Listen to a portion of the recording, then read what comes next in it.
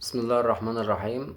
كنتش ناوي اطلع اتكلم والله، انا ما كنت ناوي اعمل فيديوهات النهارده، بس بفتح الفيس كده شفت فيديو نرفزني ضايقني، فمحتاج ان انا ارد عليه. فريت بس كل الناس اللي بتتفرج علينا تعمل لايك وسبسكرايب، ولو عجبك الفيديو شيره في كل مكان، وما تنسوش تصلوا على النبي في الكومنتات. بسم الله الرحمن الرحيم. هنبدأ بفيديو الفيديو اللي انا عايز اعلق عليه. هيبدأ حالا، هنتفرج على الفيديو وبعد كده هاجي نتكلم. تمام. النادي الاهلي اتعاقد مع احمد عيد بعد ياسين مرعي وامام عاشور الثلاثي اللي كان بيشتم النادي الاهلي وبيشتم رموز النادي الاهلي. هي فين مبادئك يا اهلي؟ ده انت نادي المبادئ. دي النغمه اللي السوشيال ميديا الزمالك ماسكينها اليومين دول، فتعال نرد عليهم كده ونحرجهم ونزنقهم ونخليهم يبانوا قد كده. خليني الاول اكلم الزملكاوي واقول له لما تتكلم في حاجه اتكلم في حاجه عندك. يعني انت بتتكلم على مبادئ النادي الاهلي، هل انت عندك مبادئ؟ لا، باعترافاتكم انتوا ان انتوا شايفين الزمالك نادي بلا مبادئ. خلينا نتكلم الاول عن حسام وابراهيم حسن. حسام حسن وابراهيم حسن اللعيبه اللي كانت موجوده في النادي الاهلي، وبعد ما الاهلي استغنى عنهم في عمر ال 34 سنه جري الزمالك عشان يتعاقد معاهم 34 سنه، لان انت طول عمرك بتاخد فضلات وبقايا النادي الاهلي. طب تعال نبص ابراهيم حسن كده كان بيقول ايه لجمهور الزمالك وبيعمل ايه لجمهور الزمالك. في الصوره دي ابراهيم حسن كان بيقول لهم باي باي، بس بايدين الاثنين، يعني كان بياكد على الموضوع، كان بيقول باي باي لجماهير الزمالك في مشاده بين ابراهيم حسن وبين جمهور الزمالك. زي ما انت شايف كده حركه خارجه من ابراهيم حسن لجمهور نادي الزمالك. وبعد كده عملوا ايه؟ راحوا اتعاقدوا معاه. مش بس راحوا اتعاقدوا معاه، بعد ما اتعاقدوا مع حسام وابراهيم حسن، ونخلي حد كبير يحكي لك، هي دي ما كانتش المشاده الوحيده، ده كان في كل ماتش والتاني حسام وابراهيم عصبيين جدا، شتايم من الجمهور، بيروحوا يقل ادبهم على الجماهير ويشتموهم عادي جدا في كل مباراه. وكل الزملكاويه القدام عارفين اللي انا بقوله ده. دول مش بس اتعاقدوا معاهم، لا دول شالوهم على كتافهم في اليوم اللي اتعاقدوا معاهم فيه، لدرجه ان جمال حمزه قال لك انا والله ما عرفت ادخل مران نادي الزمالك، ما عرفتش احضر التدريب، ما عرفش يخش يتمرن بسبب الزحام اللي كان موجود جوه نادي الزمالك. عيد قومي يا باشا. جابوا حسام وابراهيم حسن نجمين النادي الاهلي التوأم بقوا موجودين في الزمالك، قال لك من كتر الزحمه لاول تمرين ليهم ما عرفتش ادخل التمرين، وما كنتش مصدق ان حسام وابراهيم حسن بقوا موجودين جوه نادي الزمالك. شالوهم على كتافهم بعد ما كانوا بيعملوا لهم باي باي وبيعملوا لهم حركات خارجه زي ما انت شايف كده. يجي يقول لك ايه انت ازاي يا اهلي جبت لاعب غلط فيك؟ ده ايه يا حبيبي؟ ابراهيم حسن كان بيعمل لك ايه؟ سيبك من دي، تعال نتكلم على المثال الثاني، رمضان صبحي. رمضان صبحي اللي هو حسام عاشور في واحده من المشاهد مع الجمهور غنوا هتاف من الثالثه بنقول العب يا اهلي. طبعا انت حافظه كويس جدا. هتاف برضه فيه اساءه لنادي الزمالك، والهتافات دي موجوده هنا وموجوده هنا، موجوده في مدرج الاهلي وفي مدرج الزمالك. سيبك من الجماهير، انا بتكلم على اللعيب. رمضان صبحي هتف وشتم نادي الزمالك. عملوا ايه بقى؟ جريوا وراه، باسوا ايده 3 مرات. نادي الزمالك بيحاول انه يتعاقد مع رمضان صبحي. الفكره ان هو كان بيرفضك، الفكره ان رمضان ما كانش طايقك، الفكره ان رمضان ما كانش عايزك، وكان ينتظر انه يرجع للنادي الاهلي تاني اللي قفل بابه في وش رمضان، وما كانش عايز يروح الزمالك عشان ما يقطعش اخر فرصه ليه انه ممكن يروح النادي الاهلي. لكن انت اتعاقدت معاه مره واثنين وثلاثه، حاولت انك تتعاقد مع رمضان صبحي كان بيرفضك. مش ذنبي ان هو كان بيرفضك، كان سهل جدا لو هو وافق كان هيلبس تيشيرت نادي الزمالك وكان هيتشال على الاكتاف برضه، وكنتوا هتعملوه عيد وطني بانضمام رمضان صبحي لنادي الزمالك. فانا بجد عندي سؤال، انت ازاي تبقى كده وتيجي تتكلم معايا في مبادئ وفي حاجات هي مش موجوده عندك اساسا، تيجي تقول اصل انت بتجيب لعيبه شتمت النادي الاهلي؟ عايز اقول لك ان الواقع اصلا بتاعت اللعيبه الناشئين دي كانت لعيبه ناشئين، لعيبه تحت السن، لعيبه صغيره، لعيبه لسه مش واعيه اصلا هي بتعمل ايه، لعيبه طايشه كده، وغنوا اغنيه مدرج اتغنت فكلهم غنوها. مش مثلا اساءه من لاعب تجاه الجماهير، اساءه مباشره زي اللي عملها مثلا ابراهيم حسن، لا هي حاجه كده شبيهه لبتاعه رمضان صبحي وحسام عاشور، بس دول كانوا لعيبه كبيره، لكن دول لعيبه صغيرين في السن، هتفوا هتاف كده مع بعض. بس انا مش هتطرق لك للجزئيه دي، رد انت عليا في ابراهيم حسن عمل ايه وفي رمضان صبحي عمل ايه. مش هخش لك برضه في لعيبتك، مش هقول لك مثلا محمود علاء واللي عمله مع جمهور الزمالك، مش هقول لك رؤى وانه راح لجمهور الزمالك قال لهم انتوا تخلصوا خالص وقص، مش هقول لك ان محمود كهربا تف على جمهور الزمالك، مش هقول لك ان محمود عبد الرازق شيكابالا اسطوره الزمالك كان بيشتم الجماهير وميدو كان بيحاول يسكته كده عشان الجماهير كانت بتزوم عليه فكان بيشتم جمهور الزمالك. مش هكلمك عن كل الوقائع دي، انا هكلمك بس عن نفس الحاله اللي انت بتتكلم فيها، اللعيبه اللي كانت بره الزمالك وغلطت فيك واساءت لجماهيرك وانت رحت جبتهم بعديها. في الاخر كده في مثال بيقول لك ما يبقاش بيتك من ازاز وتحدف الناس بالحجاره. انت مش بيتك من الازاز، انت ما فيش بيت اصلا، انت ما ينفعش تبقى اصلا جاهل ما دخلتش تعليم وتيجي لصاحبك الدكتور تقول له انت شلت ماده في الكليه. يا عم انت ما دخلتش تعليم اصلا، انت ما فيش خالص يا حبيبي. فاعرف ازاي تفرق، اعرف النادي الاهلي فين وانت فين. الفكره عندهم ايه؟ ان هم نادي بلا مبادئ تماما، زيرو مبادئ. فهو كل اللي نفسه فيه ايه؟ انه يقول انت كمان يا اهلي ما عندكش مبادئ. ما بيحاولش يحسن النادي بتاعه ويقول انا عندي مبادئ، لا لا لا لا، هو عايز يقول ان الاهلي ما عندوش مبادئ. هو بيحاول يقلل منك انت، مش يحسن النادي بتاعه. هو ما يفرقش معاه النادي بتاعه. في مثال برضه بيقول لك ايه؟ لا تصارع خنزيرا في الوحل فتتسخ انت ويستمتع هو. هو ده اللي بيحصل بالظبط. هو قاعد في الوحل عايش باشا، ولا فارق معاه الزمالك ايه. لو جيت تكلمه يقول لك انا ما عنديش مبادئ. انت اللي بتقول، انا ما قلتش ان انا عندي مبادئ. طيب يا سيدي انا عندي مبادئ، انت مالك؟ انت متضايق من ايه؟ لا انا متضايق. ما ينفعش انت يا اهلي يبقى عندك مبادئ وتبقى نادي كبير وانا ابقى نادي صغير وما عنديش مبادئ واسيبك كده. لا، هحاول اشدك معايا واقول ان انت كمان ما عندكش مبادئ. بعد ما اتفرجنا على الفيديو وسمعنا كابتن عبد الناصر وهو بيتكلم على الزمالك، فاحنا جايين نرد عليه في كل نقطة قالها. هنرد عليه ككابتن عبد الناصر في كل نقطة قالها. اولا انت بتقول ان جمهور الزمالك بشهادته قال ان الزمالك ما عندوش مبادئ.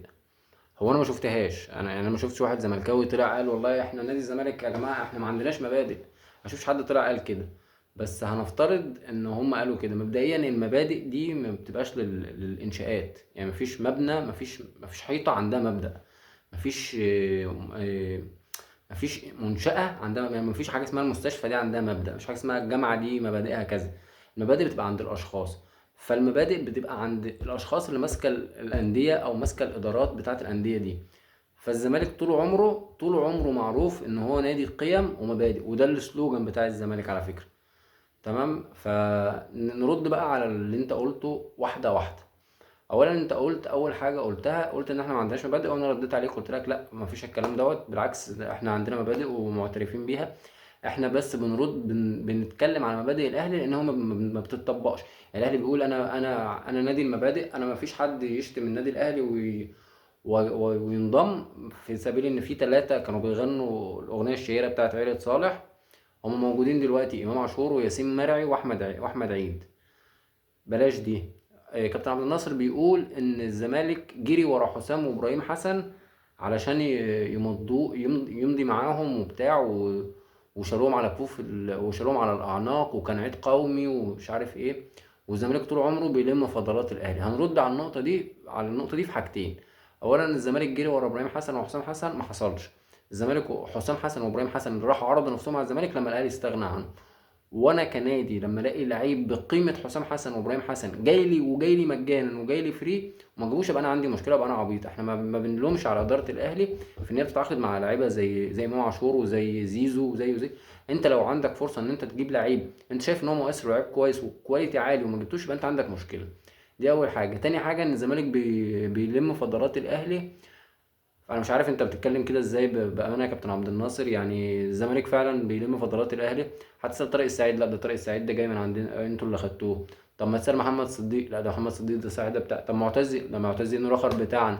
طب امام عاشور، طب ياسين مرعي، طب احمد عيد، طب اشرف بن شرقي. انت بتقول ايه يا كابتن عبد الناصر؟ مين اللي بيلم فضلات مين؟ انت تاريخك كله، يعني انت الفرقه اللي معاك دلوقتي هي فرقه الزمالك كلها باللي انت مشيتهم، بعمر كمال عبد الواحد، ببن شرقي، بياسين مرعي، بياسر ابراهيم، بمين تاني، كلهم بتوع الزمالك. امام عاشور وياسين مرعي وياسر ابراهيم، و لسه في ناس كتير، وزيزو طبعا، واشرف بن شرقي، واحمد رضا اللي انت مشيته برضه، وحامد حمداني اللي انت كنت داخل فيه عشان ما يجيش الزمالك، ومروان عطيه اللي انت دخلت فيه عشان ما يجيش الزمالك. ما كل دي لعيبه الزمالك راح يتكلم معاها، انت رحت جبتها. حضرتك لسه بتجري ورا حسام عبد المجيد اصلا لغايه دلوقتي. وبعدين كهربا كهربا كان عندي انت خدته. امام عاشور كان عندي انت خدته. مؤمن زكريا كان عندي انت خدته. ما كده ما بتكتش، ما انت بتعمل نفس الكلام. هي ما بتتحسبش كده يا كابتن عبد الناصر، هي ما بتتحسبش كده. انت فعلا ما عندكش مبادئ. مش انت ككابتن عبد الناصر، انت فوق دماغي، انا ما اقدرش اعيب في شخصك يعني. بس انا بتكلم على الاهلي. انت نادي، مع الاهلي كنادي هو يفتقد للمبادئ. يفتقد للمبادئ، ما عندوش ريحة المبادئ. من قمة المبادئ ان كابتن صالح سليم ده المفروض ان هو رمز تاريخي النادي الاهلي، في اكس لاي حد يجي على الراجل ده. الراجل ده الاب الروحي للنادي، الاب الروحي للنادي الاهلي، هو اعظم شخصيه في تاريخ الاهلي. كابتن صالح سليم اعظم شخصيه في تاريخ الاهلي بشهاده الاهلاويه قبل الزملكاويه.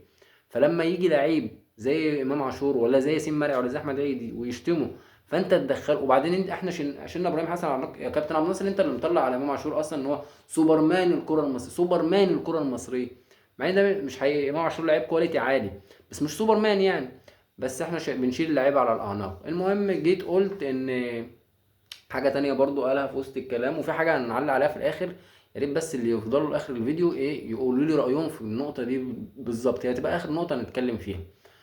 كابتن عبد الناصر قال ان الاهلي ان كابتن ابراهيم حسن عمل حركه غير اخلاقيه لجمهور الزمالك، وجمهور الزمالك شالوا حضرتك الحركه الغير اخلاقيه دي، بغض النظر ان هي كانت معموله لجمهورك. بس كان كابتن ابراهيم حسن لابس تيشيرتك، فالمفروض ان عقابه عندك مش عندي، المفروض انت تعاقبه. المفروض انت نادي قيم ومبادئ وبتلعب ماتش مع غريمك الابدي، لعيب عندك زي على كلامك عمل اشاره خارجه للجمهور، فانت ما ردتش عليه وانت بتحتفل. مش مهم يا كابتن عبد الناصر، سلم لي على المبادئ. نيجي لتالت حاجه، انت قلت ان شيكابالا هاجم جمهور الزمالك، والكابتن احمد حسام ميدو كان بيحط ايده على بقه. يعني شيكابالا ما كانش بيقول للجمهور ان هو هيبطل وهيمشي وما عادش مكمل، واحمد حسام كان عمال يحط ايده عشان ما يتكلمش، عشان شيكابالا كان الجمهور بيشتمه، لان شيكابالا هو نجم الفريق، والفريق كان خسران في ماتش في الدوري مع اتحاد الشرطه، فالجمهور كان بيهاجم شيكابالا اكتر من اي لاعب تاني. فشيكابالا قال لهم انا هبطل، انا همشي. انت شايف ان هو كان بيشتم، مش مشكله. في حاجه تانية انا بس كاتب عشان بس ايه منساش. رمضان صبحي، كابتن عبد الناصر بيقول ان رمضان صبحي وكابتن حسام عاشور غنوا اغنيه فيها هجوم لجمهور الزمالك، وبعد كده لما رمضان ساب الاهلي جمهور الزمالك حاول ان هو يضم رمضان صبحي. طب ما ده اللي انت عملته مع امام عاشور، ما ده اللي انت بتعمله مع اللي انت عملته مع ياسر ابراهيم. ياسر ابراهيم طلع في لقاء تلفزيوني قال انا بكره النادي الاهلي. لا لا، انا بكره النادي الاهلي، بكره النادي الاهلي قوي يا كابتن، بيكسبوا بالتحكيم. ادخل شوف الفيديو، ادخل شوف الفيديو. كابتن مين تاني؟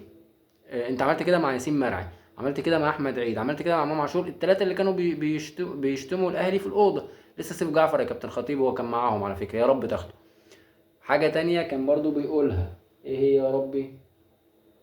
اقول لك